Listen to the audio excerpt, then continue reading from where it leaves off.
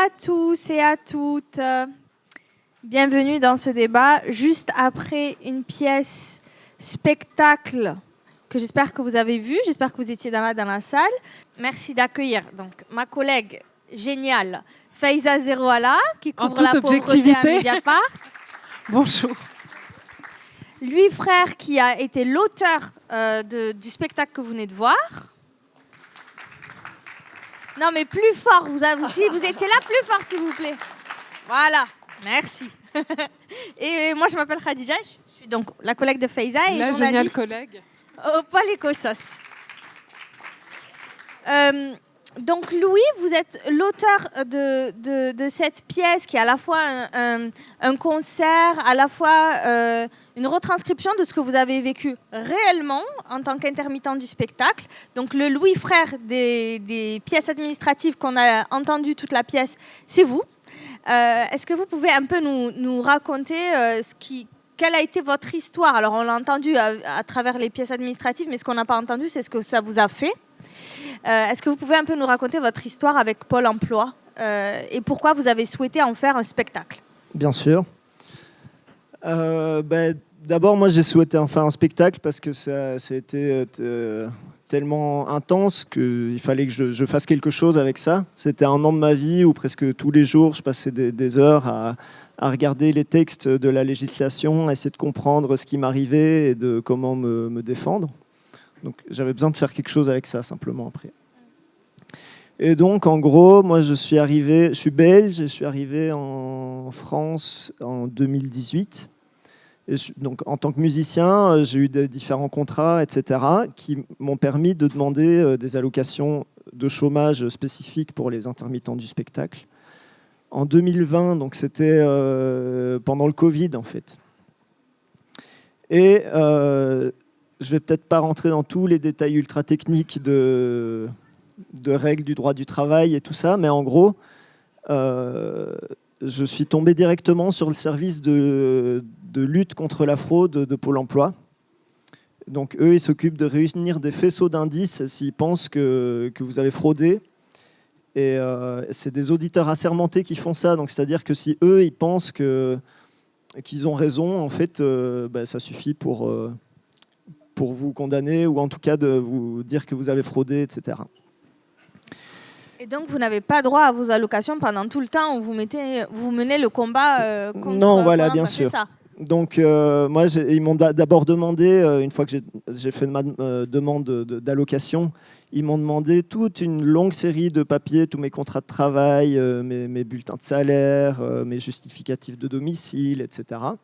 J'avais 10 jours pour donner tout ça, et puis à peu près un mois plus tard, ils m'ont donné leur réponse comme quoi j'avais fraudé et qu'ils sont obligés de faire des rappels réglementaires. Et donc, ce qu'il y avait au cœur de cette lettre, c'est que ce que j'avais fait était passible de 30 000 € d'amende et de 2 ans de prison. Et donc, c'est peut-être une formalité pour eux de dire ça dans leur lettre, mais moi, quand j'ai reçu ça, c'était quand même un choc. Et parce que non seulement ça voulait dire que j'avais fait quelque chose de grave à leurs yeux, mais qu'en plus, effectivement, je n'étais pas indemnisable, donc que j'avais aucune ressource. Et que aussi, naturellement, comme j'avais fraudé, si je refaisais une demande, ils allaient être obligés de réanalyser mon dossier de cette manière-là. Et donc, ça voulait dire, entre les lignes, qu'en gros, j'aurais jamais accès à ces allocations d'intermittents du spectacle et que ça mettait un peu une fin abrupte à ma carrière de musicien, quelque part, parce que... Bon. Bref, ils vous ont mis dans la case fraudeur et voilà. Vous en êtes sorti qu'avec avocat et tribunal, puisque à la fin, c'est ce qu'on entend à la fin du spectacle, vous avez fait condamner Pôle emploi. Voilà. Et donc, en fait, quand on reçoit, c'est tellement intimidant, la façon dont c'est écrit, ces courriers, etc. Quand on reçoit ça, la première réaction, c'est de se dire ils ont raison, j'ai dû mal comprendre quelque chose, je me suis trompé, j'ai fraudé malgré moi et c'est ma faute, quoi. C'est écrit un peu de manière à ce qu'on ressente ça. Puis à force de lire, je me dis mais là c'est bizarre, ils font un lien de causalité, leur logique elle est bizarre. Donc j'ai commencé à contacter des syndicats, des collectifs d'intermittents et qui m'ont dit non, vous avez raison, il faut vous battre, c'est faux ce qu'ils écrivent en fait. Et là où je suis particulièrement content de jouer ici aujourd'hui, c'est que j'ai contacté une journaliste de Mediapart qui s'appelle Cécile Hautefeuille et qui couvre ces sujets-là autour de Pôle emploi, pour lui demander de l'aide parce que j'avais vu qu'elle avait couvert plusieurs cas comme ça, en fait. Et donc, elle m'a donné le numéro d'une avocate qui est spécialisée dans la défense des salariés, du droit du travail. Et elle m'a dit, on a analysé le dossier ensemble, et elle m'a dit, bah là, en fait, il faut foncer, vous n'avez rien fait de mal, il n'y a aucune raison que vous n'ayez pas accès à ces droits-là, quoi. Et vous ont remboursé l'année d'allocation qui vous devait.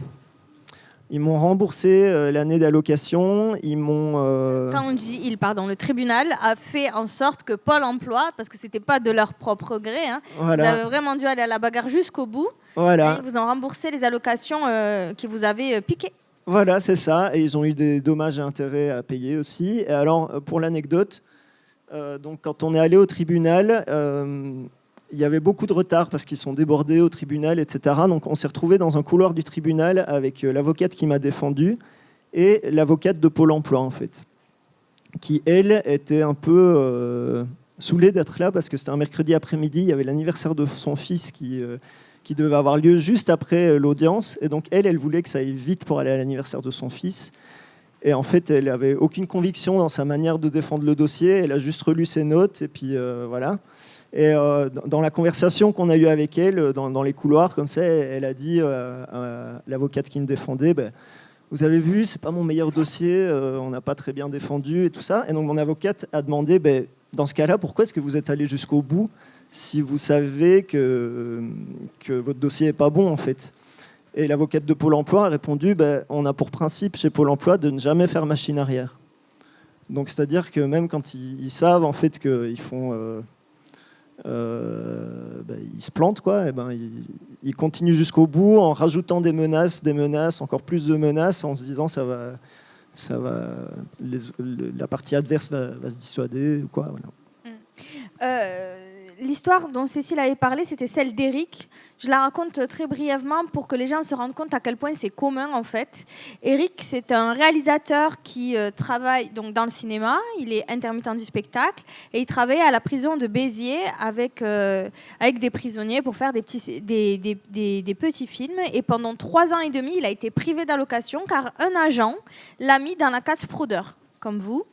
Pôle emploi estimait qu'il était formateur et non pas réalisateur, a mis en doute son contrat de travail, le lien de subordination, à chaque fois c'est les mêmes éléments juridiques, le lien de subordination avec l'association avec laquelle il travaillait. La procédure a été très très longue et à la fin, Pôle emploi a été condamné à lui verser 47 000 euros.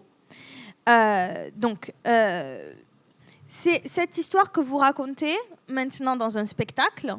À chaque fois, à la fin du spectacle, quand vous les jouez dans des espaces divers et variés, vous ouvrez la discussion et vous avez eu plein d'autres témoignages. Donc il y a Éric, il y a vous, et il y en a plein d'autres en fait, qui se battent contre Pôle emploi pour avoir droit à leurs allocations. Qu'est-ce que ça fait, ça, à la confiance qu'on peut avoir aux institutions? Qu'est-ce que ça vous a fait à vous et qu'est-ce que vous disent les gens après le spectacle en général? Ça crée une grande défiance parce qu'on se dit qu'on est potentiellement susceptible toujours d'avoir un contrôle, que des fois on fait des choses dans les règles, mais si d'un certain point de vue du Code du travail très étriqué de Pôle emploi, ça peut quand même vous placer dans la case fraudeur, alors que vous faites votre travail, vous allez faire votre concert, enfin voilà. Donc, par rapport aux échanges qu'on a eus dans d'autres concerts, ça concerne évidemment pas seulement Pôle emploi, mais c'est aussi avec la CAF, avec les retraites. Et j'ai l'impression que c'est un système global contre les personnes en situation de précarité. C'est une façon de faire, quoi, qui est assez propre au système français, je pense aussi. Et qui a une longue histoire aussi, je pense.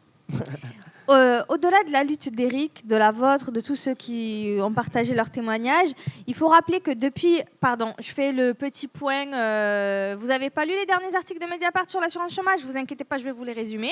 Voilà, ça a duré 2 minutes, ce ne sera pas plus long. Donc, au-delà de ces luttes, il faut rappeler que depuis l'arrivée d'Emmanuel Macron au pouvoir et la première réforme de l'assurance chômage en 2019, l'exécutif n'a cessé d'attaquer le droit au chômage par tous les bouts. La durée, l'indemnisation, les conditions d'accès. La toute dernière réforme, elle est en date du 2 juin. Et elle vise à réduire l'indemnité pour les personnes ayant recours à des négociations quand ils partent, c'est-à-dire la rupture conventionnelle. Pour les moins de 55 ans, elle passe de 18 mois à 15 mois. Pour les plus vieux, elle passe de 22,5 mois à 20,5 mois. Le discours de l'exécutif, c'est toujours le même. Les salariés ayant négocié leur départ le font pour aller se dorer la pilule au soleil. Voilà, comme on le sait avec leurs grandes allocations chômage. Et plus globalement, les chômeurs sont des tirs au flanc qui préfèrent être oisifs que de retourner au travail. Voilà, vous dites, ouais, vas-y, les gauchistes de Mediapart, ils exagèrent, mais franchement, je suis quasi dans le texte pour texte. Évidemment, il s'agit là de clichés bien loin du réel. Un fantasme qui est battu en brèche par l'UNEDIC. Bon, l'UNEDIC, c'est pas aussi une petite... une sombre officine gauchiste. C'est l'association chargée de délégation de services publics de la gestion de l'assurance chômage. Et qu'est-ce qu'il dit le dernier rapport de l'UNEDIC ? Il dit que c'est dans les premiers mois que les allocataires sont les plus nombreux à reprendre un emploi, qu'entre 18 et 22% reprennent même un emploi avant de toucher le moindre centime de Pôle emploi, qu'au 4e mois, à peu près la moitié des allocataires ont retravaillé et que plus de la moitié des allocataires travaillent. Ils ont en fait des emplois précaires qu'ils peuvent cumuler avec les allocations. Donc c'est ça la vérité en France de l'allocation chômage. Et ce rapport, ce n'est pas les approximations du ministre du Travail, Jean-Pierre Farandou. Et là, vous faites bouh. Normalement. C'est pas le doigt mouillé, c'est pas l'à peu près discriminant du gouvernement. Non, c'est un rapport hyper sérieux qui porte sur la trajectoire de 1,7 million de personnes. Donc la réalité empêche-t-elle l'exécutif, les éditorialistes, les libéraux de cracher leur fiel sur les chômeurs? Apparemment non, mais ça ne les empêche pas non plus cette réalité quand il s'agit de précaires et d'ultra-précaires. Et ça, Faiza, c'est un sujet sur lequel elle travaille depuis très longtemps. Oui, donc alors on va un peu revenir sur... Bon, pas tout ce qui s'est passé en presque 10 ans de Macron, parce que ça ferait beaucoup.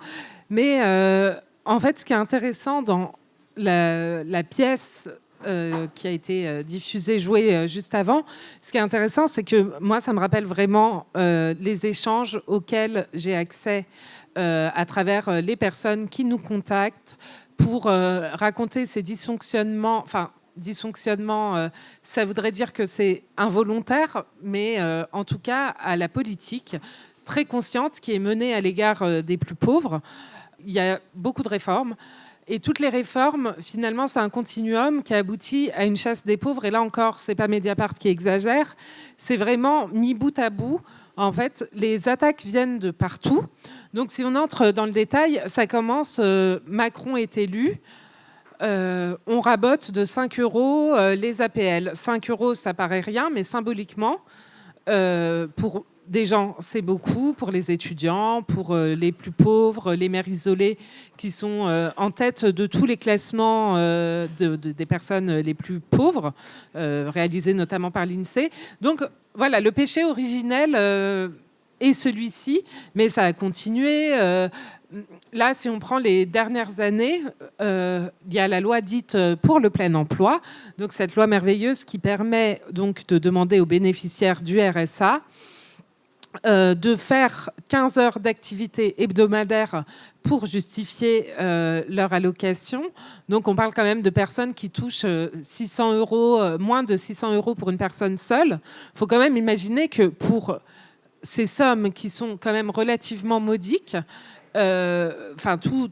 tout l'arsenal de contrôle qui est déployé, c'est ça en fait, il y a vraiment une disproportion. Vous êtes une personne au RSA, on va vous demander de travailler 15 heures, ça va pas être du travail effectif, on va vous demander de justifier que vous cherchez bien un travail en faisant fi de tous les empêchements extérieurs.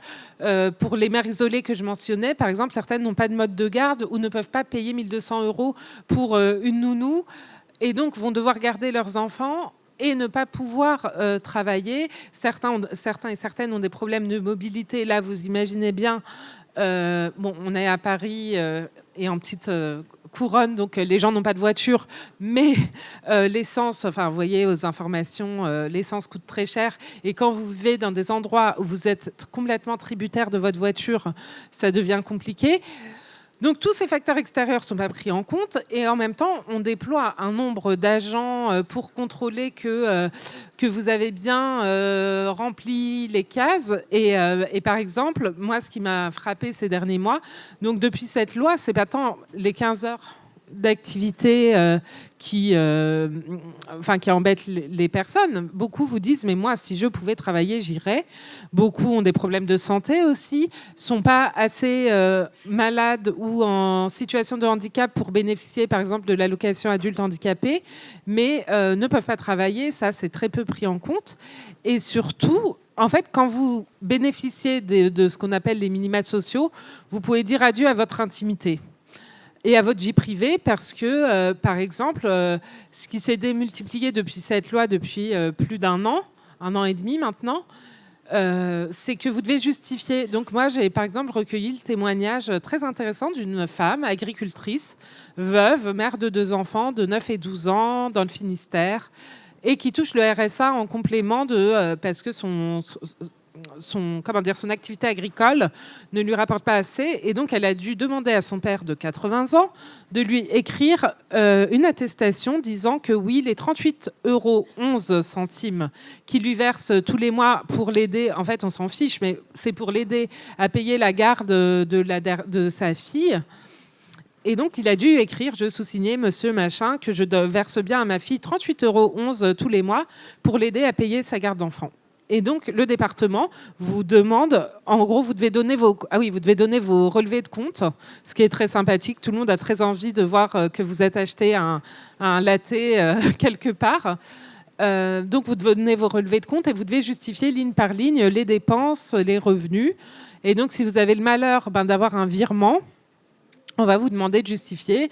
Un autre, je vous parlerai après de la lutte des personnes au RSA qui attaquent le département du Finistère, mais l'un des plaignants, par exemple, a dû, pareil, demander une attestation à ses parents qui ont dit oui, on a bien donné à notre fils 200 € pour son anniversaire. Donc on est face, sans caricaturer, à des grands adultes qui reçoivent de l'aide ponctuelle et qui doivent la justifier parce que, vous comprenez, voilà, avec ce gros montant de 600 €, ils pourraient aller aux Bahamas, se la couler douce. Et ça, il ne faudrait pas que les personnes précaires puissent être trop à l'aise. Et en fait, ça, vous le multipliez par toutes les administrations, la caisse d'allocation, la caisse primaire l'assurance maladie qui fait des erreurs, qui ne va pas vous verser vos indemnités journalières. En fait, on a un rapport très de dépendance extrême au bon vouloir de l'administration. Quand ça se passe bien, c'est très bien, la solidarité fonctionne. Mais quand vous êtes perçu comme un probable fraudeur, là, ça devient plus compliqué. Et l'autre loi qui vient d'être votée en première lecture à l'Assemblée nationale, c'est la fameuse loi contre les fraudeurs. Tout le monde, le personnel politique, de droite comme de gauche, ça dépend quelle gauche, a à la bouche toujours cette question de la fraude qu'il faudrait regarder en face pour pouvoir lutter contre, car vous comprenez, c'est très important de lutter contre les fraudeurs, encore une fois. Sachez que les fraudeurs pauvres. Oui, les fraudeurs pauvres, j'y viens. Donc la fraude, attendez, on y vient.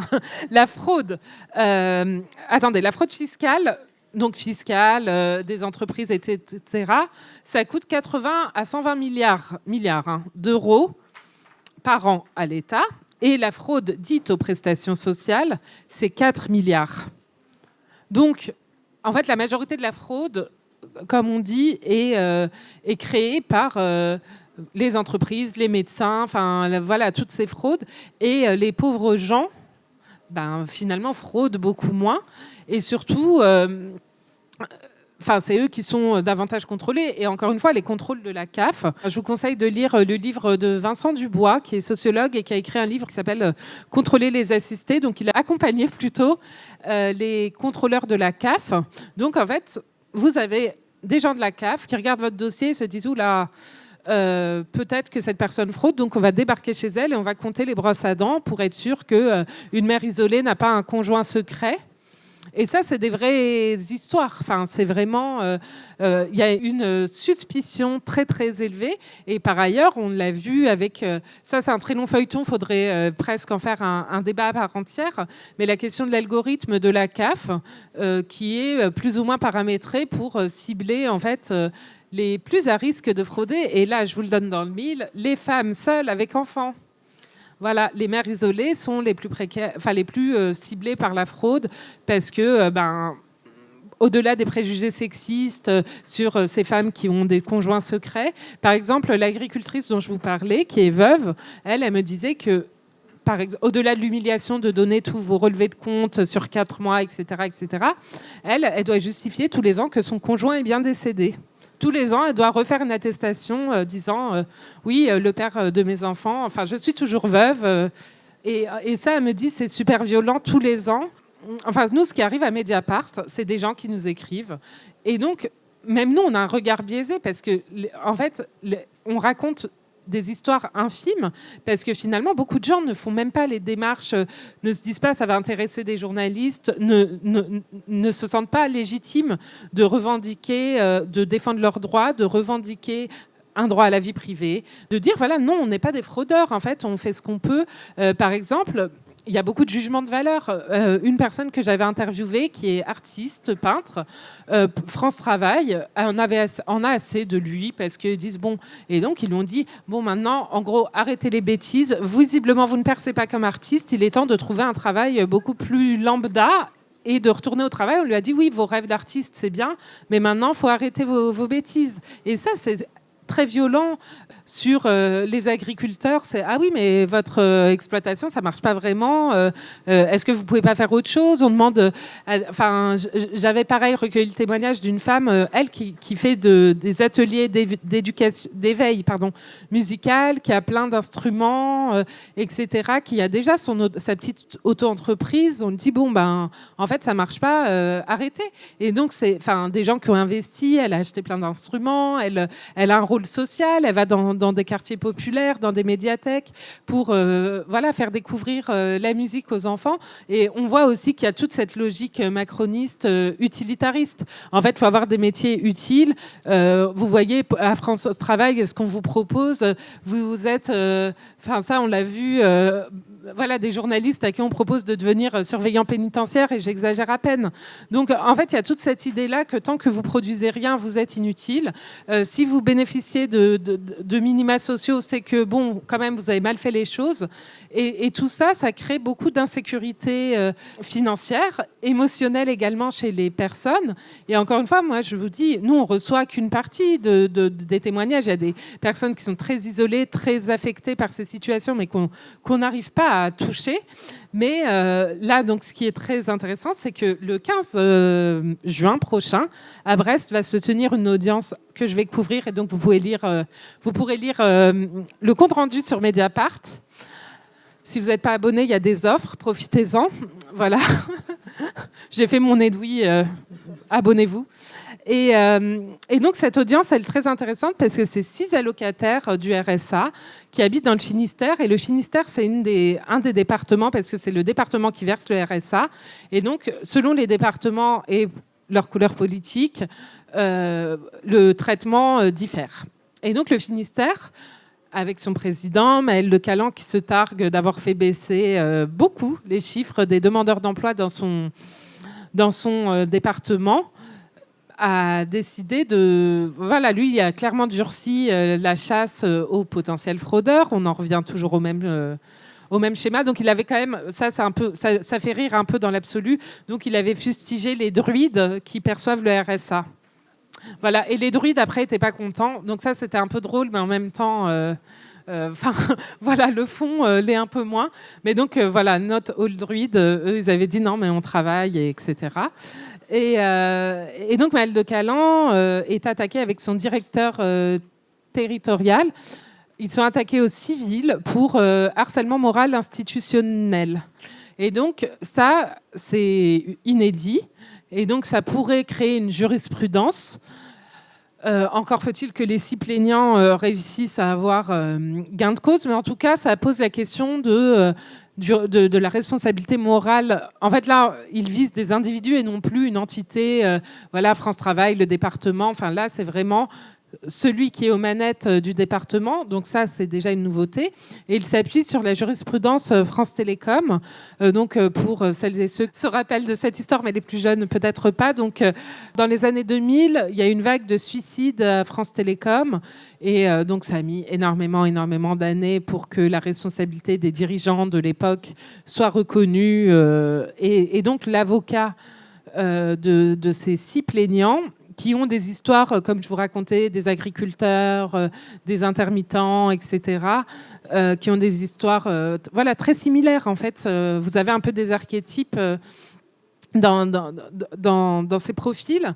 Voilà, l'avocat, entend s'appuyer sur la jurisprudence France Télécom pour faire reconnaître la souffrance des personnes qui ont joint... Enfin, la procédure est très intéressante. Les personnes ont joint des certificats médicaux faisant état d'anxiété, de problèmes de dos. Après, c'est toujours évidemment difficile d'établir un lien de cause à effet très formel. Mais en tout cas, c'est des personnes qui sont en souffrance psychologique importante parce que, encore une fois, la valse des courriers, c'est vertigineux. Quand vous avez évidemment en lettres capitales et en gras, si vous ne répondez pas dans les 1 mois, votre allocation sera suspendue. Moi, toutes les personnes que j'interviewe me racontent à quel point c'est chronophage. C'est un travail à temps plein de répondre à ces courriers parce que faut pas oublier les attestations dont je vous parlais, justifier chaque rentrée d'argent.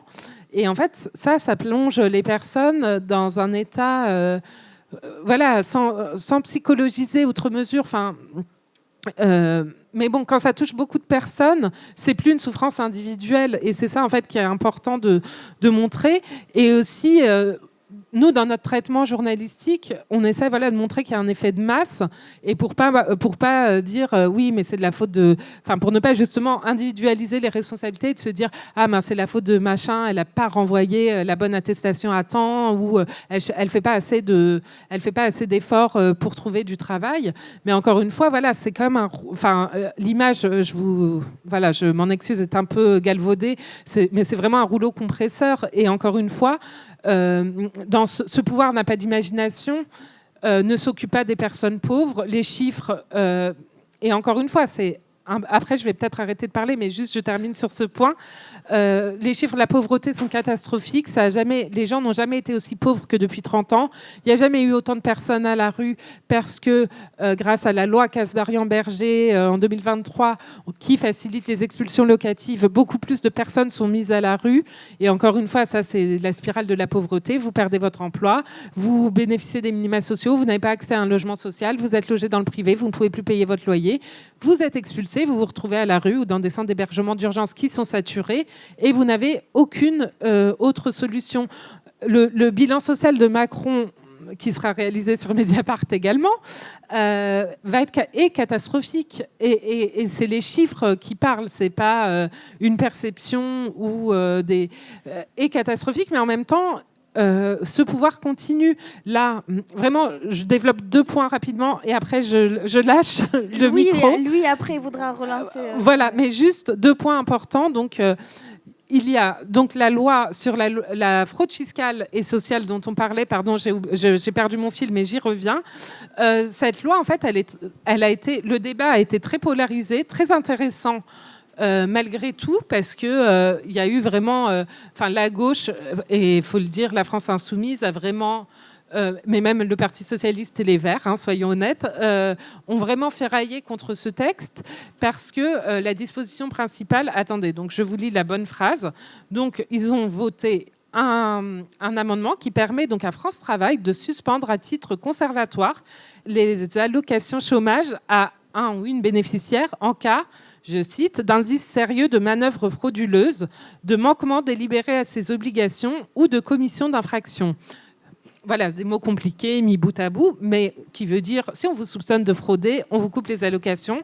Mais attention, comme le gouvernement est plein vous savez, de soutien et ne veut pas fragiliser les personnes, ils disent, oui, mais ça peut durer que 3 mois et les personnes peuvent contester. Super, mais le problème, c'est que personne n'a été capable de définir qu'est-ce qu'ils mettent derrière ces indices sérieux. Et donc, ça laisse évidemment la place à l'arbitraire. Là encore, il y a des questions de protection des données. Ils auront accès à toute votre vie. Encore une fois, il était même question de pouvoir accéder au registre des compagnies aériennes pour savoir si, par hasard, alors que vous êtes au chômage, vous n'êtes pas parti en vacances, vous dorez la pilule au soleil. Donc voilà, il y a ça. Et l'autre chose, et ça, je suis sûre que vous n'en avez pas tellement entendu parler, il y a un projet, là, pour le moment, qui est suspendu, qui est l'allocation de solidarité unifiée. Sur le papier, c'est on fusionne, en gros, le RSA, la prime d'activité et les APL. Ça fait une allocation unique, un guichet unique, où vous demandez, quand vous êtes potentiellement bénéficiaire de ces aides, vous les demandez au même endroit. Le problème, c'est que cette réforme, en fait, c'est hyper compliqué, c'est hyper technique, ça n'intéresse personne, mais en réalité, ça peut être dévastateur. Au Royaume-Uni, en 2012, si je ne me trompe pas, ils ont essayé de faire une politique pareille. Résultat, ça appauvrit les plus pauvres. Et là, on pressent, les associations de lutte contre la pauvreté, les économistes ont fait des calculs et savent que ça va appauvrir les plus pauvres. Et donc ça doit être... c'est une réforme d'ampleur, c'est très techniquement compliqué, mais ils veulent mettre ça en place avant la fin du quinquennat, faire en sorte que la réforme, en gros, soit effective grâce à des décrets d'application. Mais le problème, c'est qu'on ne sait pas qui va être élu en 2027, car il y a une élection présidentielle au printemps. Et donc, vous mettez ça entre les mains, notamment du RN, c'est un peu compliqué. Toutes les instances ont dit que c'était prématuré, très flou, et que ça allait appauvrir les gens par un système de vases communicants. En gros, vous mettez RSA, APL, et en fait, ils vont faire en sorte que vous ne touchiez pas trop de prestations, parce que le but de tout ça, c'est le gain au travail.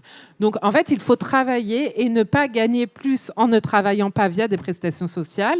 Donc, en fait, tout est fait pour baisser au maximum les prestations sociales, en gros, pour rendre la vie des gens impossible, pour qu'ils se disent, je vais accepter n'importe quel travail, et là, ce sera une belle société où tout le monde travaillera et plus personne ne touchera de prestations sociales. Et tant pis si vous êtes malade ou que vous ne pouvez pas travailler. Il suffit de traverser la rue pour trouver du travail, donc débrouillez-vous. Ça, c'est le leitmotiv du gouvernement de Farandou et de tous les autres avant eux.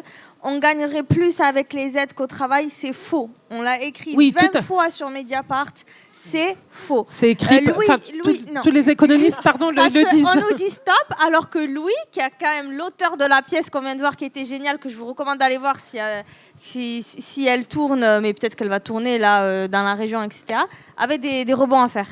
Oui, plein de rebonds, mais on n'a peut-être plus beaucoup de temps. Mais allez-y, Louis. Voilà. J'ai plein de choses à dire par rapport à ça. Je ne vais peut-être pas tout dire, mais par exemple, par rapport aux cautions que le gouvernement donne, on est de bonne volonté quand même, vous pouvez vous défendre, etc. Par exemple, dans mon cas, avant de pouvoir assigner Pôle emploi en justice, j'étais obligé d'écrire à la médiation de Pôle emploi. Il y a un extrait de ça dans le spectacle. Et donc, déjà, quand on écrit l'adresse postale sur le courrier, on se rend compte que c'est dans les bureaux de Pôle emploi, à côté de la direction générale, etc. Donc, ça pose déjà la question, est-ce qu'ils sont réellement autonomes et impartials et tout ça ? Et en gros, leur réponse, c'était de me dire, on a bien reçu votre recours, alors on va demander à la personne qui a considéré que vous êtes un fraudeur de revoir à nouveau votre dossier et on vous tient au courant. Donc, c'est très hypocrite au final. Ça n'a aucune valeur pour se défendre, nous, en fait. Pour les gens qui viennent d'arriver là dans la salle, le spectacle racontait le long combat que vous avez eu contre Pôle emploi, qui vous a piqué vos allocations, vos indemnités, parce qu'il vous avait mis dans la case fraudeur, puisque il ne vous faisait pas confiance sur vos déclarations en tant qu'intermittent du spectacle. Voilà. Et alors, maintenant que le tribunal a dit que j'avais pas fraudé, pour moi, c'est très facile de pouvoir raconter cette histoire-là, de dire j'ai pas fraudé, j'ai été victime de tout au moins une erreur. Mais en fait, quand ça vous arrive, quand on vous dit que ce que vous avez fait est passible de 30 000 € d'amende, 2 ans de prison, etc., et que ça met dans une situation de culpabilité hyper forte, et puis on ne sait pas vraiment si on peut en parler avec les collègues. Ça veut dire que si je refais une demande d'indemnisation, tous mes employeurs vont être contrôlés aussi. Donc, est-ce qu'ils vont vraiment encore vouloir travailler avec moi ? J'ai plus de revenus pour travailler. Donc, en fait, ça met dans une situation impossible où, quelque part, pour la société, je pense que c'est hyper improductif aussi de traiter les gens comme ça. Et puis c'est humiliant, c'est ce qui ressort bien aussi du spectacle, avec les cris, avec cette ambiance. Parfois, c'est que vous êtes pris au piège, et que j'imagine que ça a dû avoir un impact terrible, quoi. Bah oui, tout à fait. Et pendant 1 an, c'est exactement ce que vous disiez. En fait, pendant 1 an, je passais mon temps sur Internet à regarder les textes de loi, etc. Et en fait, ce qui est vraiment fou, c'est que le service de Pôle emploi qui m'a contrôlé, le nom officiel, c'est Prévention et lutte contre la fraude. Donc ils sont censés faire un travail de prévention pour dire attention, là, ça peut être illégal, cette situation. Ils sont censés vous informer. Mais en fait, j'ai jamais entendu qu'ils informaient qui que ce soit. Ils font juste de la répression. Et les seules informations claires que j'ai pu trouver, c'est auprès de syndicats et de collectifs d'intermittents, en fait. Donc, ce qui est censé être un service public d'information de vos droits, etc., c'est pas Pôle emploi qui le fait, c'est des gens qui se regroupent et qui, par la solidarité, en fait, vous donnent accès aux bonnes informations. Voir des journalistes spécialisés comme Cécile Hautefeuille, voilà. Cécile Hautefeuille qui n'est pas là, mais qui couvre toute l'actualité de l'assurance chômage, qui donne beaucoup la parole aussi aux collectifs, aux personnes au chômage. Donc ça, c'est aussi important de donner la parole aux personnes concernées. Et déjà, pour ça, merci de venir... livrer votre témoignage qui est un peu plus qu'un témoignage. Est-ce qu'on passe il est largement vous avez des questions de laisser, sur comment à Mediapart on couvre les questions et de travail et de pauvreté, et surtout des questions à Louis. Bonjour à tous, merci beaucoup. C'est pas tant une question que j'aimerais poser, mais simplement rebondir sur ce que vous avez dit. Je vais être rapide. L'ironie de la situation, il faut le savoir aussi, c'est que le gouvernement parle d'assister, de gens qui ne veulent pas travailler, mais pour travailler dans un milieu qui touche directement notre gouvernement, à savoir les contractuels pour l'éducation nationale, il faut savoir qu'il y a un nombre de contractuels qui voudraient travailler alors qu'il y a un nombre de postes de professeurs vacants et qui ne travaillent pas. Moi-même, j'ai vécu 4 mois de chômage de septembre à décembre alors qu'il y avait un poste dans ma région qui aurait pu m'attendre mais qui n'a pas été pourvu. Or, depuis 2013, je travaille et il s'avère que pour être CDIsé actuellement à l'Éducation nationale, il faut ne pas avoir une interruption de contrat de plus de 4 mois. J'ai été interrompue 4 mois et 1 semaine, alors que cela faisait 2 ans et demi, pratiquement 3 ans que j'avais obtenu des contrats les uns derrière les autres. Il faut 6 ans pour être CDIsé.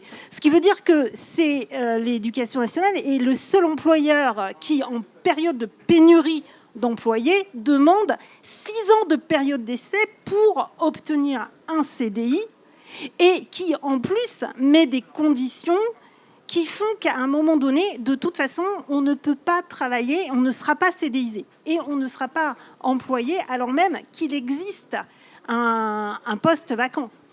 Et ce qui veut dire quelque part, c'est que le chômage en lui-même, il est organisé aussi par ce système. Et à la fin, oui, je le dis, on est... extrêmement contrôlé. On doit, en tant qu'employé qui n'a plus de travail, signer un contrat où il y a effectivement ces fameuses 15 heures de recherche d'emploi qui sont totalement parfois insanes est inepte parce que vous savez que vous ne trouverez pas de travail pendant cette période-là tant que quelqu'un d'autre ne vous a pas, tant qu'un rectorat ne vous a pas donné un emploi. Et on va vous proposer de faire du ménage, et même là, on va vous dire que vous n'êtes pas compétent, et on va vous proposer de travailler dans les vignes. Donc il y a une organisation aussi systémique de ce chômage. Alors qu'en vérité, moi en tout cas, je ne demande qu'à travailler. Et quand je travaille, le fait est que je reçois des évaluations qui sont positives. Donc voilà, c'est ce que je voulais vous dire. Il n'y a pas d'assistanat. Il y a des gens qui veulent travailler, des gens qui pourraient travailler, mais qui parfois ne travaillent pas. Merci beaucoup pour ce témoignage. Et on va prendre qui vient... Ouais. Une toute petite question, s'il vous plaît. Je vais faire très court. Déjà, vous traitez très bien le champ du social et le champ de la précarité à Mediapart, avec des regards variés. Moi, j'apprécie beaucoup les papiers de Cécile Hautefeuille, notamment, et ça me permet de nuancer ce que vous avez dit sur la médiation de France Travail, parce qu'elle sert quand même dans bon nombre de cas. Et le meilleur moyen de s'en persuader, je ne vais pas faire long, je vais vous renvoyer aux articles de Cécile Hautefeuille sur le rapport annuel du médiateur national de France Travail, puisque les papiers sont toujours positifs et on voit bien que l'équipe de médiation de France Travail décrit très clairement et très précisément les dysfonctionnements de l'institution. Je ne fais pas plus long parce qu'on va avoir une Oui, pardon, je parlais de mon expérience, mais voilà. il ne faut pas que je généralise.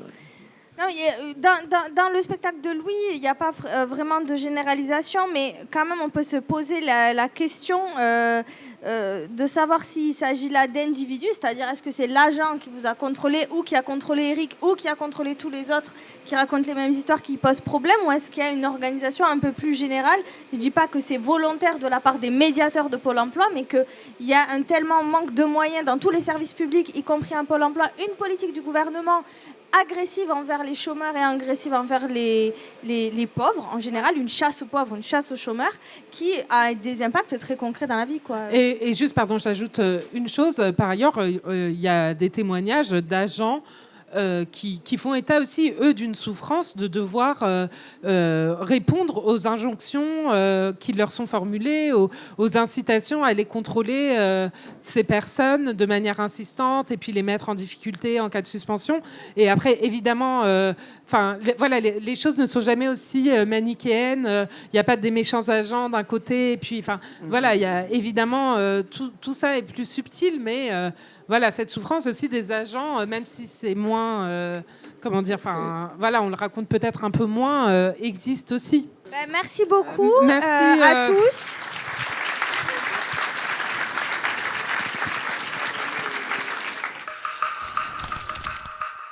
Mediapart.